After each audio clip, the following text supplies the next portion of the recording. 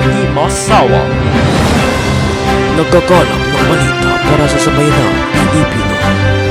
Ito ang Radyo ng Bayan. Magandang araw mga karadyo. Ako po si Cyrus at ang tatalakayan natin ngayon ay isang global issue o climate change. Ayon sa IPCC, ang temperatura ng mundo ay tumaas ng 1.1 degrees Celsius. Patuloy itong tataas at magdudulot ng mas malupit na epekto sa ating kalikasan. Ngayong araw, makikinig tayo sa isang mag-aaral na magbabahagi ng kanyang kwento. Chantal, ano na balita dyan? Hello. Maraming salamat, Cyrus, at magandang umaga mga kababayan. Nandito ako sa Taguig City kasama si Jamaica. Super init talaga ngayon, kaya tatanungin na natin si Jamaica. Maika, magandang araw. Gusto naming marinig ang iyong kwento. Paano ka naapektuhan ng init ng panahon sa pagpasok mo sa paaralan? Talaga pong ramdam na ramdam ang init.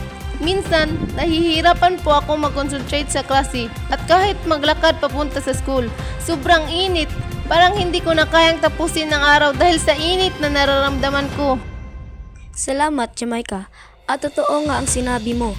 Ramdam din namin ang epekto ng climate change. Ayon sa World Health Organization, ang extreme heat ay nagdudulot ng dehydration, heat stroke at stress. Sa mga ganitong kondisyon, mahirap mag-aral at magtrabaho. Sang-ayon ka ba, Jamaica? Tama po yan, Ate Chantal. Kaya para sa aking opinyon, dapat sanang magtanim ng puno sa school para mabawas-bawasan naman din ang init. Maraming salamat, Maika. Ang mga estudyante tulad mo ay siyang directly na naapektuhan ng climate change. Ayon sa Pag-asa, sa mga susunod na taon, mas tataas pa ang temperatura sa ating bansa. Kung hindi tayo kikilos, mas magiging matindi ang epekto nito. Talaga nga, Cyrus. Hindi lang sa mga estudyante ang epekto ng climate change. Ayon din sa United Nations, sa mga bansang tropical tulad ng Pilipinas, tataas ang panganib ng mga bagyo, baha at heat waves. Hindi lang ito problema ng mga kabataan kundi ng bawat isa sa atin. Oo, Chantal. Kung ang mga epekto ng climate change ay ganito kalala na, paano nga ba kumikilos ang ating gobyerno? Ano ang ginagawa nila upang mapabuti ang ating kalikasan? Magandang tanong, Cyrus. Sa isang artikulo, sinabi dito ang gobyerno ng Pilipinas ay may mga inisyatibong tulad ng National Climate Change Action Plan or NCCAP. Layunin nitong bawasan ang mga greenhouse gas emissions, mapabuti ang disaster preparedness at palakasin ang mga proyekto para sa sustainability. Ngunit ang tanong, sabat ba ang mga ito? Ayon din sa Philippine Climate Change Commissions, maraming proyekto na ang isinagawa tulad ng green building initiatives at renewable energy projects. Pero may mga lugar pa ring nahihirapan dahil sa kakulangan ng resources at kooperasyon sa lokal na gobyerno. Kahit ano ang mga hakbang na maaari nating gawin bilang mga mamamayan? Para sa akin, simple lang mag-reduce tayo ng waste, magtanim ng mga puno at gumamit ng mga eco-friendly products. Dahil ang pagbabago ay nagsisimula sa ating mga sarili. Tama nga, ang bawat isa sa atin ay may papel na ginagampanan. Kung magsasama-sama tayo at magtutulungan, tiyak na makakamtan natin ang mas magandang kinakabukasan. Ito ang Radyo ng Bayan. Magbabalik lang kami. New Old Spice Captive, long-lasting scent. The scent that never dies.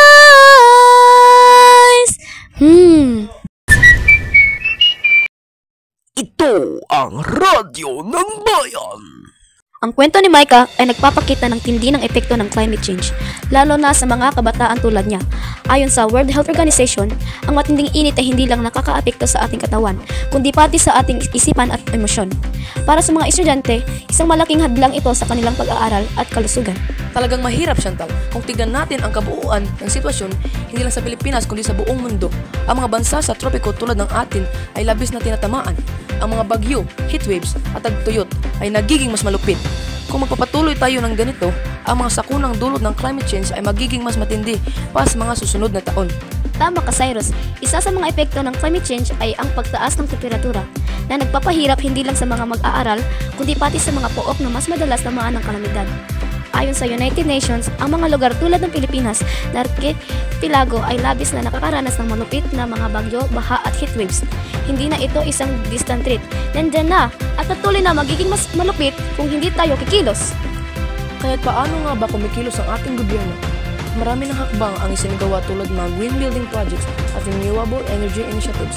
Ngunit, sa kabila ng mga ito, tanong ko, Sapat ba ang ginagawa nila upang matugunan ang pangangailangan ng ating mga kababayan?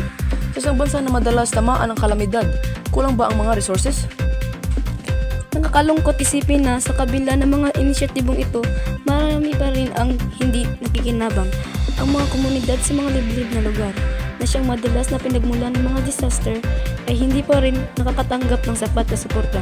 Iyon ang dahilan kung bakit mahalaga na hindi lang ang gobyerno, kundi tayong lahat ay magtutulungan.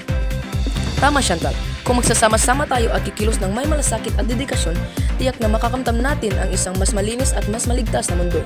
Ayon sa UN Environment Program, sa bawat simpleng hakbang na ginagawa natin, gaya ng pagtatanim ng mga puno, pagbabawas ng plastic waste at paggamit ng renewable energy, malaki ang maitutulong natin.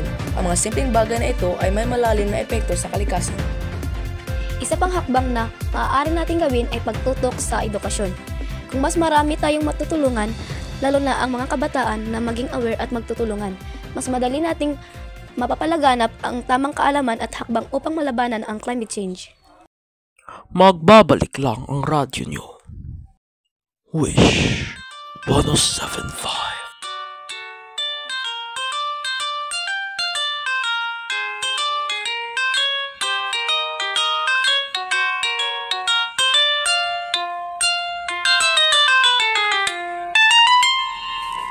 Elementary pa lang napapansin na nila ang gawin ko parang hindi pampabae kasi peace na child mas water laraan ko ay text at violence tapos ka-jamming ko lagi noon mga sigang lalaki sa amin. When nag-high school ay napakarkada sa mga bahay curious na babae na ang hanap din ay babae sa halip na make-up bit-bit ko ay gitara tapos pumahan ko lagi ay long sleeve na t-shirt na faded na lonta. Pero nung makilala kita, nagbagong bigla aking timpla, natutuwa ko na magpariban at nakahit ang kulay at isla sa mga. Di ko alam kung anong meron ka na sa akin na nagpalambot ng bigla. Sinumaga akalang lalaki pala ang bibiyak ko tulad ng tigring gala. Kahit ako'y titibok-tibok, puso ko ay titibok-tibok pa rin sa'yo. Isang halik mo lamang at ako ay tinatablan at ang aking pagkababay ay nabubuhayan na para bang bulaklak na namumukadkad dahil alam mo sa dilig at katamtamang sikat ng araw-araw mong pag-ibig sa aking buhay nagpapasarap.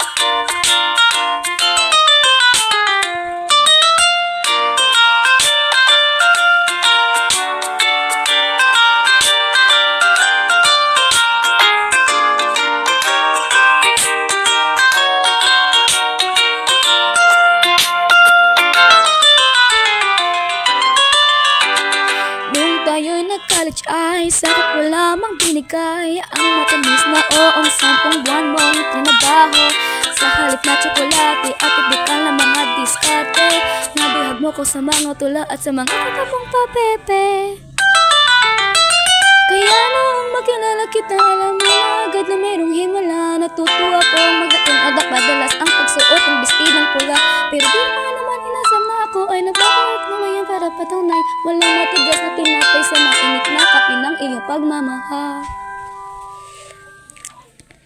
Kahit ako'y titibok,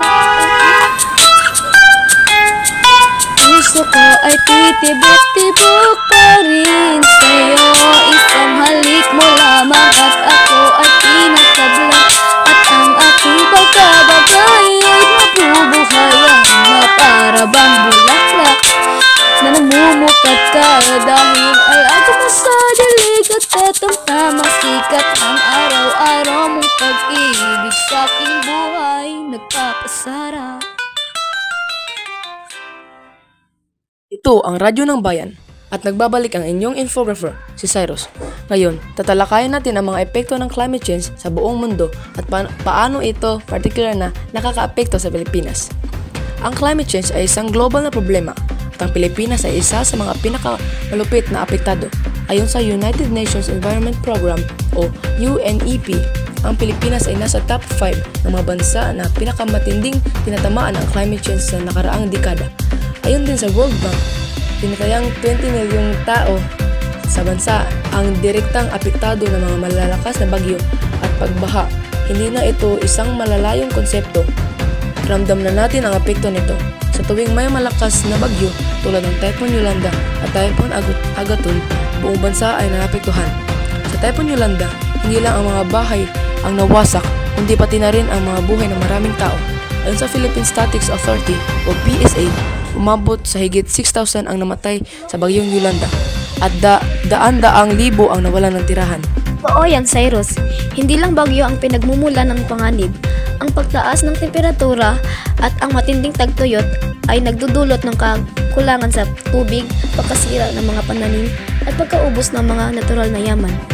Ayon sa Pag-asa, sa nakaraang taon, tumaas ang temperatura ng bansa ng 0.8 degrees Celsius at inaasahang tataas pa ito sa mga susunod na taon. Kung hindi tayo kikilos ngayon, mas malala ang magiging epekto nito. Kung ganito na tayo ngayon, paano pa kaya sa mga sumusunod na henerasyon? Ang epekto ng climate change ay hindi lang nakakamatay ng mga buhay, kundi pati na rin mga kabuhayan. Sobrang hirap na at ang tanong ay ano ang ginagawa ng ating gobyerno? Paano tayo magsasama-sama bilang isang bansa para makabangon? Ayon sa National Economic and Development Authority o NDA, tinatayang umabot ng 200 bilyon bawat taon ang nawala sa ating ekonomiya dulot ng mga kalamidad na dulot ng climate change. Ito ang Radyo ng Bayan. Magbabalik lang kami. Yay! See you later, Stephanie! See you, man! Let's do this! Palmolive girls, come on! Bonggang-bonggang hair browns! Ang Palmolive Naturals may 100 naturals na coconut cream extra for hair na nagpa Bounce to the left, bounce to the right. Bonggang-bonggang hair bounce with Palmolive. Ito ang Radyo ng Bayan. Sa lahat ng nanonood, talagang maiisip natin na ba't hindi sapat ang magagawa ng gobyerno kontra climate change, lalo na sa mga rural na lugar. Katulad ng sinabi namin kanina, may mga hakbang na isinagawa ang ating gobyerno upang may pagtanggol ang bansa laban sa mga epekto ng climate change. Ayon sa Philippine Climate Change Commission and National Climate Change Action Plan ay nakatuon sa tatlong pangunahing layunin: ang mitigation o pagbabawas ng greenhouse gas emissions, adaptation o paghahanda sa mga epekto ng climate change, at ang disaster risk reduction. Tama, Chantal. Ngunit, at sa sinabi mo nga kanina, sa kabila ng mga inisyatibong ito, may mga komunidad pa rin ang hindi naaabot. Ang mga rural na lugar at mga komunidad sa mga malalayong isla ay hindi pa rin nakakatanggap ng sapat na suporta para labanan ang epekto ng climate change. Ang mga proyekto ay nakatuon lamang sa mga sentrong pook, ngunit ano ang magagawa ng mga liblib na lugar? Ayon sa Asia Development Bank o ADB, karamihan ng mga pook na nasa tabi ng mga dagat ay nakakaranas ng matinding epekto mula sa pagtaas ng level at dagat. Naalala ko, Cyrus, ang mga magsasaka sa Mindanao na labis na naapektuhan ng tagtuyot. Sila naghirap dahil nawalan sila ng mga pananim at ang mga batang magsasaka ay nawalan ng pag-asa sa kanilang mga kinabukasan. Mahirap mang tanggapin ang mga hakbang ng gobyerno ay hindi pa rin sapat upang maabot ang mga malalayong komunidad. Kaya nga mahalaga ang collaboration, hindi lang gobyerno ang dapat magtutulungan. Ito ang Radyo ng Bayan. Magbabalik lang kami. Brand ka muna. The dream, the impossible dream. Mahirap po tunay, ako na po. This is my quest to follow the star. Batang matibay, hindi susuko. To reach the unreachable star. Ang batang matibay, tuloy ang tibay mangarap. Bear Brand. Ito ang Radyo ng Bayan. Naku, tamang-tama ang sinabi ni Chantal Cyrus. Kaya naman, ano mga hakbang na maaari ating gawin bilang mga mamuyan?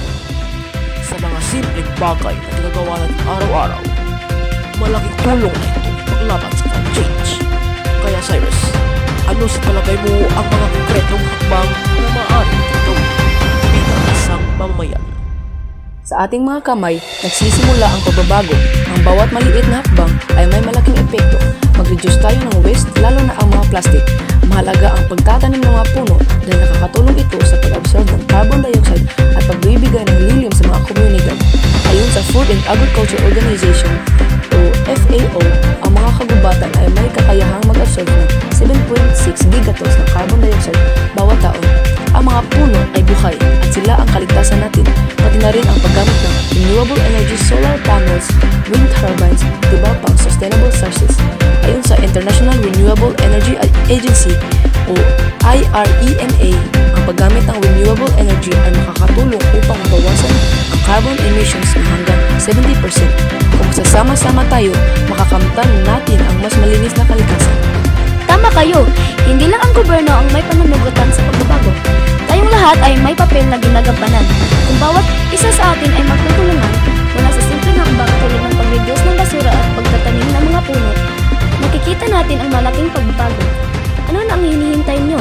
Makibahagi na at labanan ang climate change. At dito na magtatapos ang ating programa. Pero bago yan, nais naming iparating sa mga nakikinig na ang bawat takbang nyo ay malaga.